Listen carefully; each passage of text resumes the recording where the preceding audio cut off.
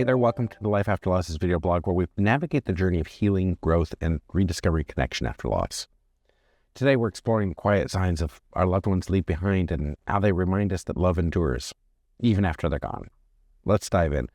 I'm James Lebeck and this is entry number 211, Signs of Love. In my annual quest to maintain a low-key holiday season, I decided last summer to book several days sailing in the Caribbean. I envisioned a peaceful escape from the usual hustle and bustle.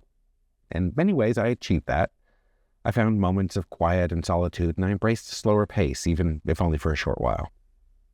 I embraced the simplicity of mornings on the deck, the rhythm of the waves, the gentle rocking of the ship, and the absence of endless holiday errands.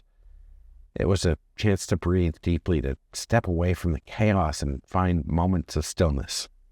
And plus, I didn't need to go to a mall to figure out what to buy for everyone. But as I quickly discovered, the trip was about the holidays for other passengers and crew. The lesson learned, a holiday cruise is still a holiday cruise, no matter how hard you try to tune it out. But the holidays weren't the only thing catching my attention on this trip. Everywhere I turned, I noticed butterflies. They appeared in the most unexpected places, tattoos on passengers, artwork on the walls, and even fluttering on the beach. They seemed to be everywhere, impossible to miss, as if they were trying to get my attention. Now, what struck me wasn't just their beauty, but the deep personal significance they hold for me. I come to associate butterflies with my sister, who passed away a little over 2 years ago from a rare spinal ependymoma. Butterflies, you see, are the symbol of ependymoma, representing a transformation, resilience, and hope. For those who know this illness, butterflies feel like tiny messengers of hope. They remind us of the fight it takes to keep going and the rare, beautiful moments that break through the hardest times. She fought that illness with incredible strength for over a decade. Karen and I had always talked about taking a Caribbean cruise together, but her health got the better of her and we had to cancel the trip we had planned. Being on this cruise surrounded by butterflies, I felt more than a coincidence. It felt like she was there with me. At first, I could have dismissed the butterflies as a coincidence, a simple quirk of timing. But when they appeared every day, in every port, I started to feel like she was sending me messages. I felt as though Karen had made it on this journey with me, not the way that we had planned, but in a way that still felt real. That realization gave the trip a little bit of a deeper meaning. It wasn't just a getaway anymore. It became a time to pause and remember her, to feel her presence in a way that was unexpected but comforting. It wasn't the trip that we had dreamed of, but it became something even more meaningful. A quiet tribute to her and the bond that we still share. I found comfort in believing that she was with me in spirit and in heart. I've always believed that our loved ones send us signs, little reminders that they're still with us if we're open to noticing. For me, butterflies have become one of those signs. They bring me a sense of connection and reassurance, even in moments of deep grief. The meaning of these signs often shifts depending on what's happening in my life, but at their core, they feel like a loved one saying, "Hello, I'm still here." And on that trip, I couldn't help but reflect how these signs had helped me navigate grief.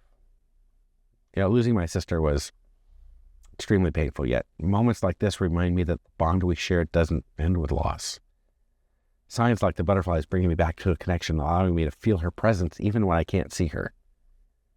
They're small and powerful reminders that love endures beyond the physical realm. And as we step into this new year, I find myself thinking less about resolutions and intentions and more about connections. The start of the year often brings pressure to focus on goals. And this year, in addition to decluttering and simplifying my life, I want to also take an opportunity to honor the relationships that shape who I am, both with those who are here and those who have passed. This cruise and the butterflies that joined me reminded me of that. And as I was writing this entry, I noticed a cardinal perched on the snow-covered branch outside my window. It reminded me of my second husband, and it felt like his way of saying hello in a quiet nod that he's still watching over me, just like the butterflies reminded me of Karen. Times like these always seem to arrive when I need them most. I encourage you to stay open to the signs around you. Maybe they'll come in a form of a favorite song playing unexpectedly, or scent that evokes a cherished memory, or a fleeting image like a butterfly. whatever shape they take, allow them to bring you comfort. They are perhaps little whispers from those we've loved and lost, reminding us that while life changes, our connection remains. And maybe, just maybe, this new year isn't about grand plans or resolutions at all. Maybe it's about finding moments of quiet where we can feel close to those we hold dear, even if they're no longer here. I invite you to reflect on your own moments of connection, whether it's a sign, a memory, or a feeling, and share them if you'd like.